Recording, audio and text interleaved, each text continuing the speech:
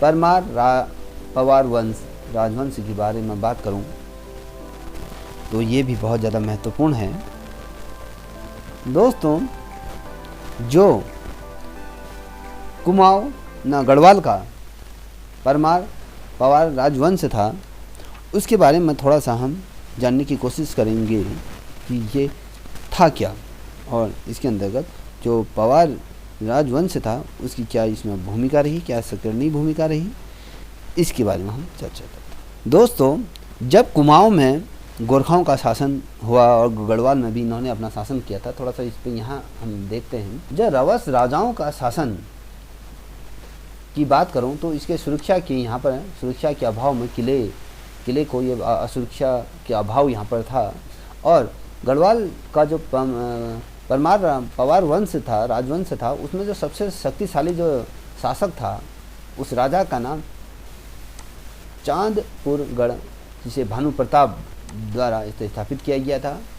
और भानु प्रताप ने गुजरात के जो राजा थे कनकपाल का यहाँ पर इन्होंने भव्य स्वागत किया, और इन्हीं से अपनी जो बेटी थी और अपनी बेटी का विवाह यहाँ पर कराया गया था।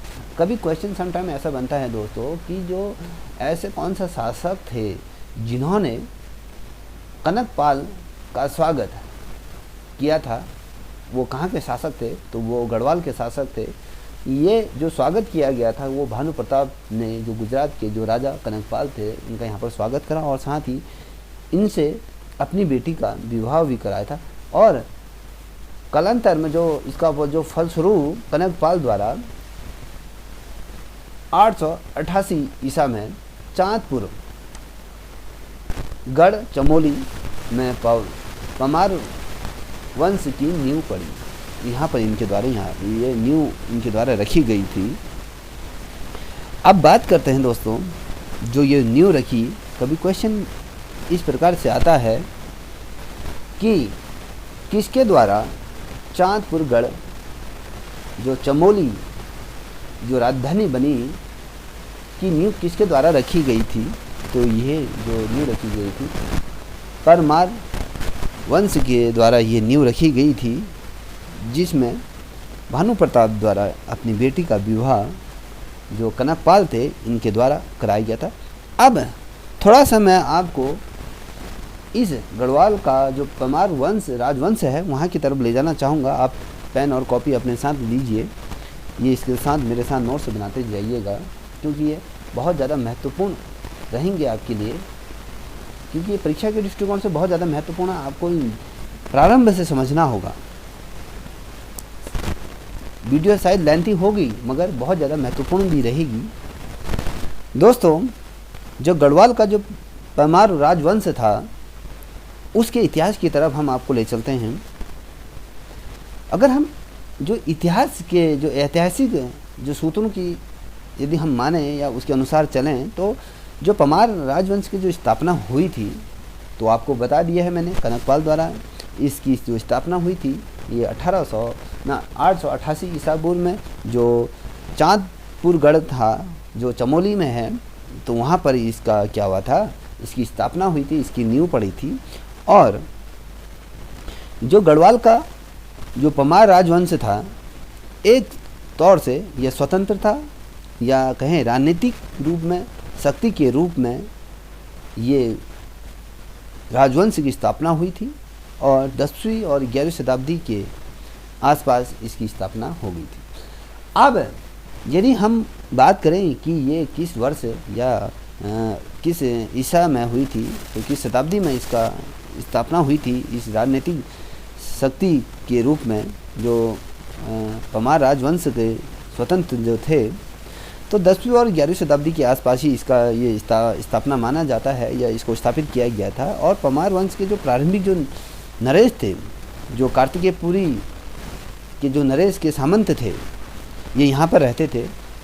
और ऐसा यहाँ पर ऐसा प्रतीत होता था कि जो ये वंश है, इसमें जो शक्तिशाली राजा थे जिनका नाम अजयपाल था, मैं आगे इस पर चर्चा करूँगा। आपको जो अब मेरे द्वारा जो नोट्स बनाए गए हैं मैं उन पे आपको ले जाऊँगा, थोड़ा सा इस चीज़ को सुन लीजिए। आपके लिए फ़ायदेमंद रहेगा, क्योंकि ये चीज़ बहुत ज़्यादा महत्वपूर्ण रहेगी एग्ज़ाम के दृष्टिकोण से, क्योंकि हमें समझना होगा। ये नहीं कि आप कि आपने जो देखा या चलो यार ये बहुत ज़्यादा बोरिंग हो रहा है, इसको देखना नहीं है, क्योंकि ये आपके लिए बहुत ज़्यादा महत्वपूर्ण रहेगा। जो इस वंश के जो शासक थे उस समय, जो अजयपाल थे, वो चांदगढ़ में इन्होंने क्या किया था, इन्होंने अपनी पहली यहाँ पर क्या करी थी, राजधानी स्थापित की थी, जिसे देवलगढ़ के रूप में यहाँ पर जाना गया था। और इसके बाद इन्होंने इसको फिर से जो पुनः स्थापित किया गया था, इनको श्रीनगर इनके द्वारा स्थापित किया गया था। देवगढ़ पहले इनका, देवलगढ़ इनका क्या था, पहला राजधानी थे, जो इस वंश के, जो तोमार वंश के जो सबसे शक्तिशाली राजा के रूप में जो माना जाता है, अजयपाल को माना जाता है। और इन्होंने ही चांदपुरगढ़ में इन्होंने क्या किया था, अपनी पहली राजधानी को, ये चांदपुरगढ़ में इन्होंने पहली जो राजधानी स्थापित किए थे, देवलगढ़ नामक स्थान पर इन्होंने क्या किया था, अपनी राजधानी को स्थापित किया था। और इसके पश्चात दोस्तों इन्होंने श्रीनगर में अपने इसको स्थापित कर लिया था। और सम टाइम, यदि दोस्तों मुझे याद आ रहा है, ये कहा जाता है कि दिल्ली के जो सुल्तान थे उस समय, बहलोल जो लोदी के नाम से जिसे जाना जाता था, बहलोल जो लोदी थे, 1451 जिस समय मुग़ल काल का यहाँ पर आगमन हो गया था, मुग़ल काल के जो ये थे 1451 से 1488 के मध्य, ये पमार वंश के जो नरेश थे, बलभद्र पाल को यहाँ पर क्या किया था, एक शाह की यहाँ पर उपाधि से यहाँ पर क्या किया था, सम्मानित किया था। दिल्ली में इनको जो सुल्तान थे बहलोल लोदी द्वारा इनको किया गया था 1451, और या कहें 1451 के मध्य जब ये लोदी वंश रहा, तो उसमें 1488 के मध्य पमार वंश के जो नरेश थे बलभद्र पाल को यहाँ पर शाह की यहाँ पर क्या दी गई थी, उपाधि देके यहाँ पर इनको सम्मानित किया गया था। साथ ही जब ये आगे धीरे धीरे हम आगे की तरफ यदि बढ़े दोस्तों, तो जो पमार के जो नरेश थे ने अपने नाम के साथ शाह का प्रयोग करना यहाँ पर प्रारंभ कर दिया। कभी क्वेश्चन आता है दोस्तों, जो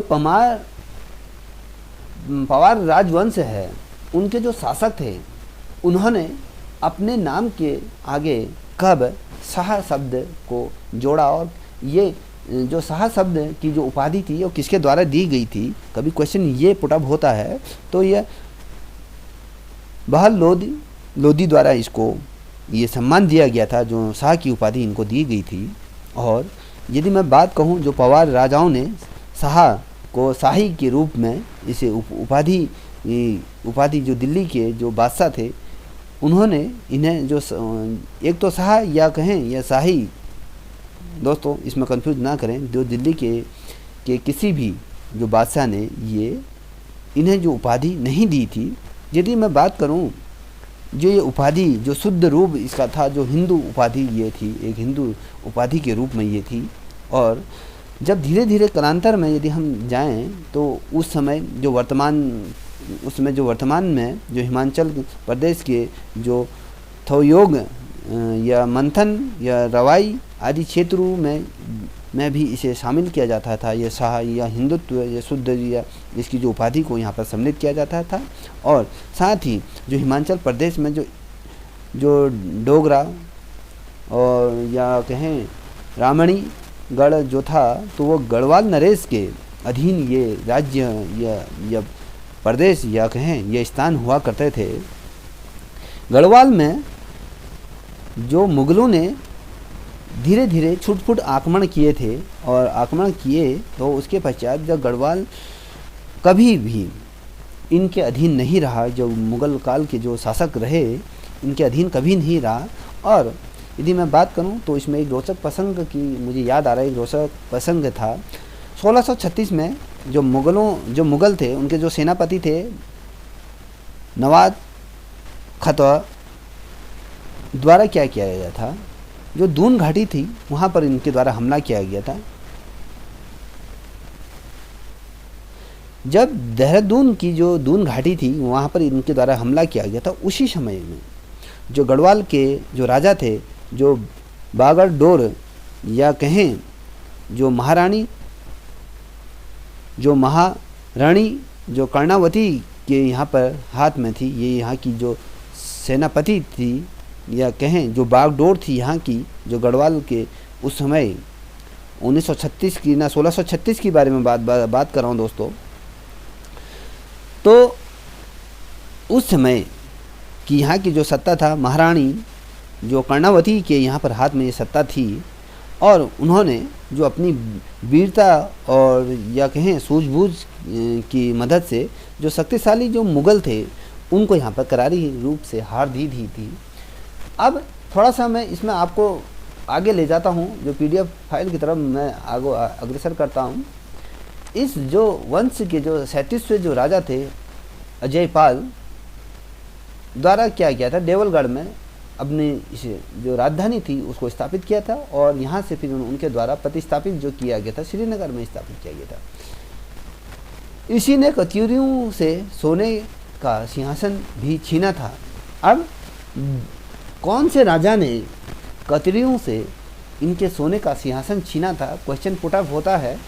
तो ये कत्यूरी का जो सोने का सिंहासन था, जो अजयपाल द्वारा ही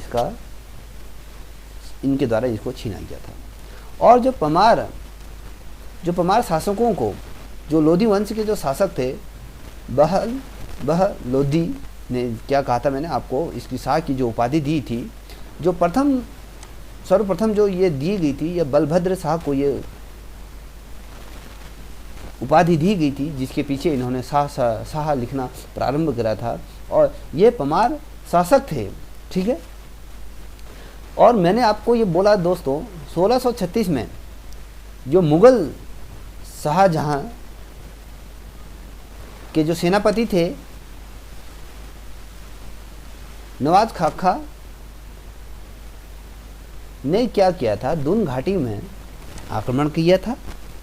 और जो गढ़वाल की जो या कहें जो संरक्षिका कहें या उसके संरक्षण करता थी, उसमें जो महारानी थी यहाँ पर जो कर्णावती थी, जिसको कर्णावती महारानी को जो नाम से जाना जाता है, नागकटी रानी के रूप में भी इनको जाना जाता है। कभी क्वेश्चन ये पूछा जाता है, जब दून घाटी में जो शाहजहां का जो सेनापति था नवाज खाखा ने दून घाटी में जब आक्रमण किया, तो उस समय गढ़वाल की जो शासक या कहें बागडोर किसके हाथ में थी, तो वो महारानी कर्णावती, जिसे हम नागकटी रानी के नाम से भी जानते थे, उनके नाम या कहें उनके द्वारा ये संरक्षित था। अब सम टाइम क्वेश्चन ये पुटअप होता है, मुग़ल सैनिकों की यहाँ पर नाक कटवा दी। जो यहाँ पर जो रानी थी, जो महारानी कर्णावती जो रानी थी, अब उनका नाम नागकटी रानी क्यों पड़ा? बहुत दफ़े ये क्वेश्चन पूछा जाता है दोस्तों। ये नाम इसलिए पड़ा क्योंकि इन्होंने जो मुग़ल काल के या मुग़लों के जो सैनिक थे, उन सैनिकों की नाक यहाँ पर कटवा दी थी। जो इनके सेनापति थे, जो इनके जो सैनिक थे, इनके आदेश पर मुग़लों की यहाँ पर नाक कटवा दी गई थी। और जो पमार राजवंश था या इनके जो राजा थे पृथ्वीवती शाह, उनके जो आश्रय में, जो उनके आश्रय के अंतर्गत मुग़ल शाहजहां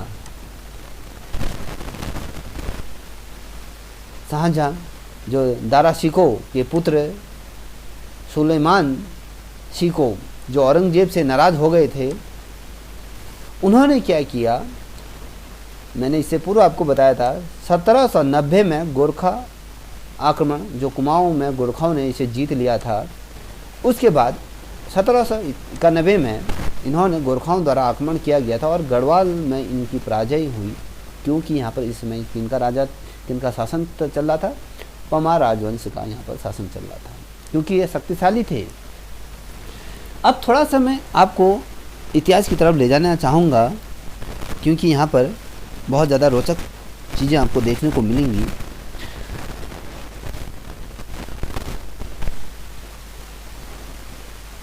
ठीक है। अब जब यहाँ पर जो महारानी थी उनके सैनिकों की जब यहाँ पर नाक काट दी थी या आक्रमण करने आए थे, तो इसे महारानी ने कर्णावती जैसे न कटी रानी के नाम से ये प्रसिद्ध हुई। और जो गढ़वाल के जो नरेश थे, मान शाह या कहें महीपति शाह ने क्या किया, तिब्बत में हमला किया और हमला यहाँ पर सफलतापूर्वक इनका सम्मान हुआ। और तिब्बत के जो विरुद्ध यहाँ पर जो युद्ध हो रहे थे दोस्तों, ये पमार के जो सेना नायक थे माधव सिंह भंडारी, और जो मुग़ल काल के जो लोदी रिखोला ने क्या किया था, यहाँ पर असाधारण वीरता का यहाँ पर अपना परिचय दिया था। तिब्बत पे हमला का जो सफलता का जो श्रेय जाता है दोस्तों, यहाँ पर जो पमार वंश के जो शासक थे या कहें उनके जो सेनापति थे, जो नायक थे माधव सिंह भंडारी और जो लोदी रिखोला जो थे, इन्होंने यहाँ पर सूझबूझ का परिचय दिया। और जो पवार वंश हैं कि जो नरेश थे, जो अजयपाल के बाद जो राजा आए जिसे मानसा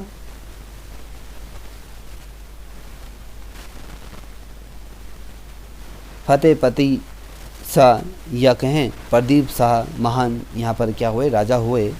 और मानवोदय काय या कहें फतेह प्रकाश आदि द्वारा जो इनकी रचना हुई थी, हम उस पर भी चर्चा करेंगे।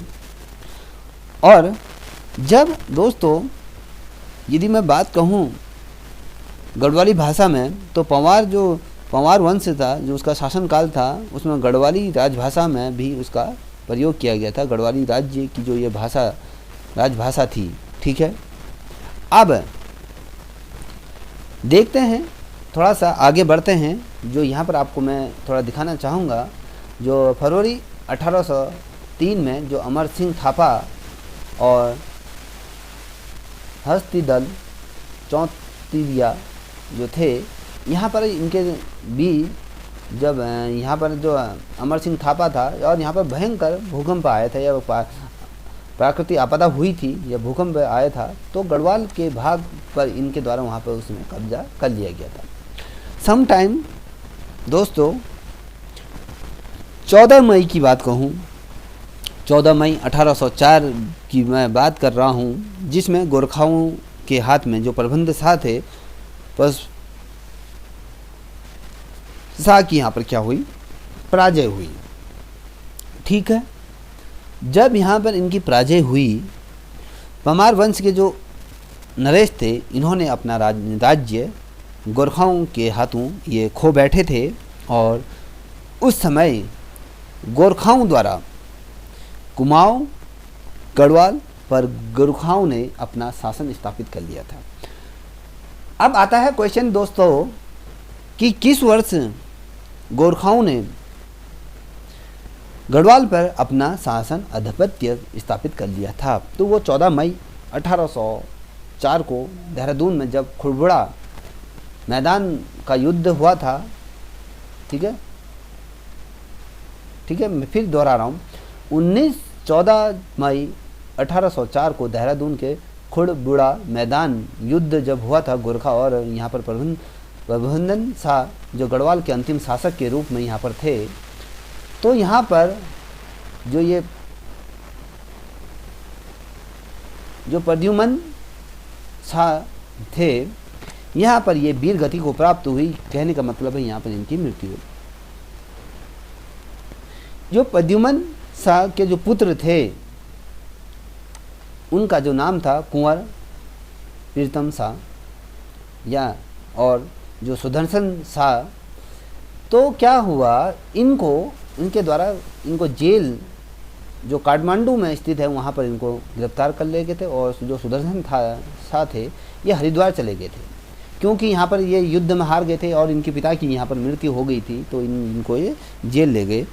और अब देखते हैं आगे क्या हुआ, थोड़ा सा इस पर हम चर्चा कर रहे हैं क्योंकि आपके लिए बहुत ज़्यादा महत्वपूर्ण रहेगा।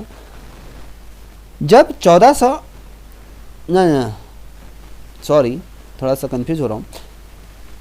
1814 में जब अंग्रेज़ों के हाथ में जब गोरखाओं की जब पराजय हुई थी, उसके पश्चात जब अंग्रेज़ों के हाथ से जब गोरखाओं का युद्ध हुआ था, उसमें इनके हाथों से ये पराजय हुए थे और इसकी वजह से ये परिणाम स्वरूप यह क्या हुआ था, गढ़वाल यहाँ से स्वतंत्र हो गया। और कहते हैं इतिहास में यह कहते हैं ये अंग्रेज़ों को जो लड़ाई का जो खर्चा ना दे सकने के कारण क्या हुआ था, गढ़वाल के जो नरेश थे उनके बीच एक समझौता हुआ।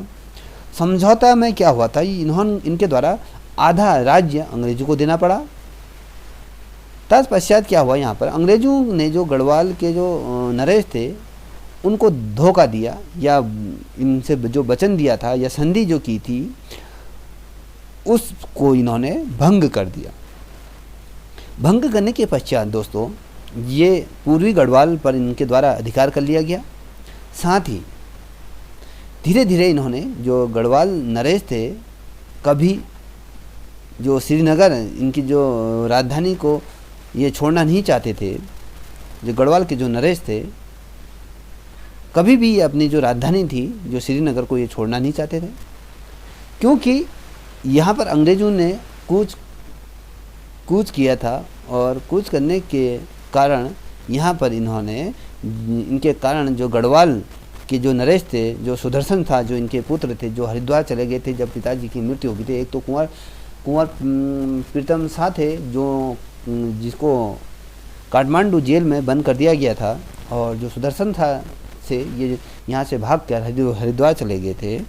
तो सुदर्शन शाह ने अपनी जो राजधानी थी जो टिहरी में इनके द्वारा स्थापित की गई थी, और जो राजवंश जो उनके जो राजवंश थे, जो यदि मैं बात करूं, जब 1 अगस्त 1949 तक, फिर से यही मैं दोहरा रहा हूँ, 1 अगस्त 1949 तक तो टिहरी पर इनके द्वारा क्या किया था, राज करते करते इनको इतना समय हो गया था।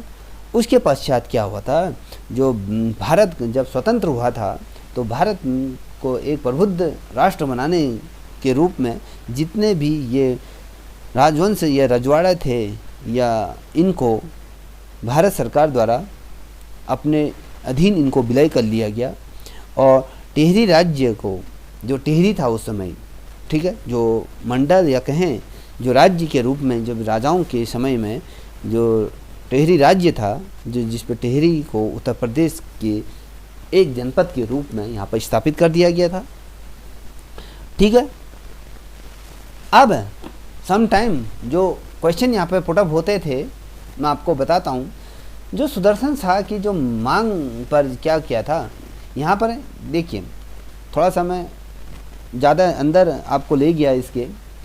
जब यहाँ पर गोरखा और ये प्रद्युमन शाह के मध्य जब युद्ध हुआ था तो इनकी गढ़वाल में इनके राजा का अंत हो गया था, क्योंकि ये अंतिम राजा थे, इनकी ये वीर गति को प्राप्त हुए थे। जब इनका पुत्र जो प्रद्युमन शाह का जो पुत्र थे, एक तो कुंवर प्रीतम शाह थे और सुदर्शन शाह थे। कुंवर सिंह को तो इनको जेल में डाल दिया था काठमांडू में, और जो सुदर्शन था यहाँ से भाग के आगे चले गया। और सुदर्शन शाह की मांग पर इन्होंने क्या किया था, ब्रिटिश हुकूमत के सम्मुख से इन्होंने मांग की, जो उसमें यहाँ के जो ब्रिटिश सरकार में जो ब्रिटिश जनरल लॉर्ड हैरिंगटन ने अक्टूबर में 1814 में गोरखाओं के विरुद्ध एक अंग्रेज सेना को भेजा। ठीक है, अंग्रेजों के मध्य ऐसी जो वार्ता हुई थी प्रद्युमन शाह और इनके बीच जो चर्चा हुई थी, उसके समझौते के अनुसार इनके द्वारा अंग्रेजों के सामने फरियाद की गई और हमें इनके साथ युद्ध करना है। 1815 में दोस्तों गढ़वाल स्वतंत्र हो गया, क्योंकि यहाँ पर अंग्रेजों की विजय हुई थी, ब्रिटिश हुकूमत की यहाँ पर विजय हुई थी, और ये राज्य इनके गोरखाओं के हाथ से इन्होंने स्वतंत्र कर लिया था। और जो सुदर्शन शाह थे, जो उनकी राजधानी जो थी पहले, जो प्रथम जो राजधानी इन्होंने बनाई थी श्रीनगर, उसके बाद यहाँ से इन्होंने जो स्थानांतरण किया टिहरी गढ़वाल, जिसे हम टिहरी रियासत के नाम से भी जानते हैं, ये चीज़ यहाँ पर इनके द्वारा की गई थी। सम टाइम क्वेश्चन आता है गढ़वाल कब स्वतंत्र हुआ, गोरखाओं से। तो 1815 में ये गढ़वाल स्वतंत्र हुआ और सुदर्शन शाह ने कब अपनी राजधानी, पहले इनकी राजधानी कहाँ थी, उसके बाद कहाँ हस्तांतरण की, तो ये क्वेश्चन बनते हैं। तो राजधानी श्रीनगर से टिहरी में इनके द्वारा हस्तांतरण किया गया था और 1 अगस्त, फिर से दोहरा रहा हूँ, 1 अगस्त 1949 को जो टिहरी गढ़वाल था, जो राज करते करते जो ये करते थे सुदर्शन शाह, इनके द्वारा भारत सरकार में इसे विलय कर दिया गया और यह उत्तर प्रदेश राज्य का एक जनपद के रूप में इसे बना दिया गया। ठीक है दोस्तों, यदि आपको ये वीडियो पसंद आए या कहीं भी आपके एग्ज़ाम के दृष्टिकोण से हेल्पफुल रही हो तो प्लीज़ इस चैनल को सब्सक्राइब करें और अपने साथियों के साथ भी इसे शेयर करें, जिससे कि अधिक से अधिक लोग इससे लाभान्वित हो सकें। और यदि आपको इन जो वीडियो बनाई है, जो उत्तराखंड का जो पोर्शन मैंने आपको बताया, यदि आपको इसकी PDF फाइल चाहिए तो आप कमेंट सेक्शन में जाकर अपना नाम और अपना मोबाइल नंबर, जो व्हाट्सअप नंबर है, उसे दे सकते हैं। मैं आपके उस व्हाट्सअप नंबर पर इसे प्रोवाइड करा दूंगा, या फिर आप लोग मेरे व्हाट्सअप नंबर 7055510737 पर मैसेज कर सकते हैं, तो मैं आपको ये वीडियो प्रोवाइड करा दूंगा। ठीक है, आप लगन के साथ इसका अध्ययन करें और जो ये परीक्षा है, इस परीक्षा पर आप उत्तीर्ण हैं। आपके सामने इससे अगली वीडियो मैं जल्दी लाऊंगा। जो अगली वीडियो रहेगी आधुनिक काल के बारे में रहेगी, जो गोरखा शासन और अंग्रेजी शासन के मध्य ये रहेगी। ठीक है, तब तक के लिए जय हिंद, जय भारत।